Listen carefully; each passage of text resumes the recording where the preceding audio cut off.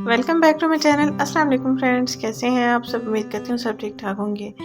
तो बालों की ग्रोथ के लिए, बालों की डबल ग्रोथ के लिए, बालों के हेयर फॉल के लिए और बालों को ज़बरदस्त नरम मुलायम शाइनी एंड स्ट्रेट बनाने का एक कुदरती सा टोटका है, जिसको आपने मेरे बताए हुए तरीके के मुताबिक तैयार करना है और फिर इस्तेमाल करना है।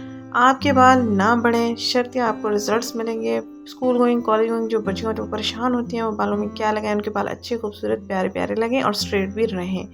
तो आपने क्या करना है, फ्रेश एलोवेरा जेल लेना है। इसके आपने 2 बड़े लीव्स ले लेने हैं, उनको आपने टुकड़ों में काट के इस तरह आपने जेल निकाल लेना है, छिलका उतार लेना है और उसके बाद आपने ग्राइंडर में डालकर इसको ग्राइंड कर लेना है। आपके पास एक अच्छा सा टेक्सचर वाला एक जेल तैयार हो जाएगा।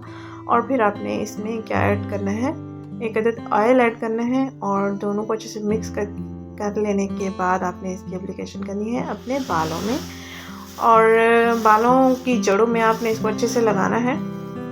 ये आपके बालों की ग्रोथ के लिए ज़बरदस्त है।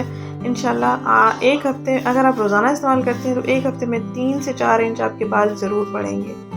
तो मेरी सिस्टर ये यूज़ कर रही थी तो सोचा चलो आपके साथ सबसे पहले शेयर कर दूँ ताकि आप भी देखें कि आपको कैसे रिज़ल्ट्स मिलते हैं। बहुत ही अच्छे रिज़ल्ट मिलते हैं। मेरी सिस्टर अपनी बच्ची के लिए भी यूज़ करती हैं, खुद भी यूज़ करती हैं, लेकिन बनवाती वो मुझसे हैं। तो इसलिए मैं आपके साथ बहुत सारी ऐसी चीज़ें, ऐसे छोटे-छोटे टोटके भी शेयर करती हूँ ताकि आपको थोड़ा-सा हेल्प मिल जाए।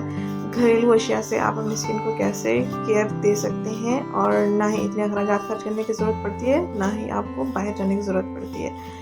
तो इसमें आपने कैस्टर ऑयल ऐड करना है। ये दोनों इंग्रेडिएंट आपके बालों की ग्रोथ के लिए ज़बरदस्त हैं।